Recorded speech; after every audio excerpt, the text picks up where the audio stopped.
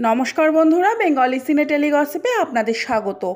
আশা করি সবাই খুব ভালো আছেন, সুস্থ আছেন। সুস্থ হয়ে হাসপাতাল থেকে দিন কয়েক আগেই বাড়ি ফিরেছিলেন অভিনেত্রী বাসন্তী চট্টোপাধ্যায়। এবার দীর্ঘদিন পর শুটিং সেটে ফিরলেন অভিনেত্রী। একটা লম্বা সময় হাসপাতালে কাটানোর পর গীতা এলএলবি সিরিয়ালের সেটে ফিরেছেন অভিনেত্রী। তাকে সেটে দেখে আনন্দে আপ্লুত সহশিল্পী কলাকুশলীরা। বাসন্তী দেবীকে নিয়ে সোশ্যাল মিডিয়ায় নতুন পোস্ট করেছেন অভিনেতা ভাস্বর চট্টোপাধ্যায়। চেয়ারে বসে শুটিংয়ের সাজে বাসন্তী দেবী, কোলে মাথা রেখে বসে ভাস্বর।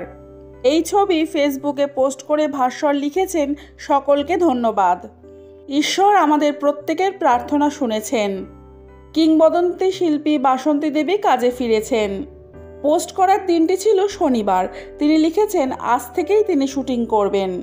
স্নেহাশিস চক্রবর্তী দাকে এর জন্য অনেক ধন্যবাদ জানাতে চাই আমি। আপনার জন্যই সবটা সম্ভব হয়েছে। ছোট পর্দার চেনা মুখ বাসন্তী চট্টোপাধ্যায়। রোজই তাকে টেলিভিশনের পর্দায় দেখেন দর্শকরা।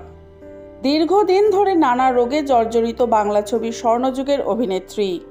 তাই নিয়েই তিনি ছোট পর্দায় দাপিয়ে অভিনয় করছেন। আচমকাই গত এক মাসে বাড়ে অসুস্থতা। গুরুতর অসুস্থ অবস্থায় দমদমের এক নার্সিংহোমে ভর্তি করা হয় বর্ষিয়ান অভিনেত্রীকে। সেই সময় অভিনেতা ভাস্বর চট্টোপাধ্যায় সহ আরও অনেকেই অভিনেত্রীর জন্য টাকা পয়সা জোগাড় করেছিলেন। ফেসবুকে আবেদন জানিয়েছিলেন, অনেকে সাহায্যের হাতটা এগিয়ে দিয়েছিলেন। জানা গিয়েছিল অভাবের কারণে শারীরিক অসুস্থতা নিয়েও কাজ করে চলেছিলেন বাসন্তী চট্টোপাধ্যায়। অভিনেত্রী সুমিতা চট্টোপাধ্যায়ের মাধ্যমেই তার অসুস্থতার কথা প্রথম প্রকাশ্যে আসে। বিনোদন জগতের নানান আপডেট পেতে হলে আমার চ্যানেলটিকে সাবস্ক্রাইব করে রাখুন। ভিডিওটি ভালো লাগলে লাইক, কমেন্ট, শেয়ার করতে ভুলবেন না। আজকের ভিডিওটি এই পর্যন্ত। ভালো থাকবেন, সুস্থ থাকবেন। দেখা হবে পরবর্তী ভিডিওয়। ততক্ষণের জন্য টাটা।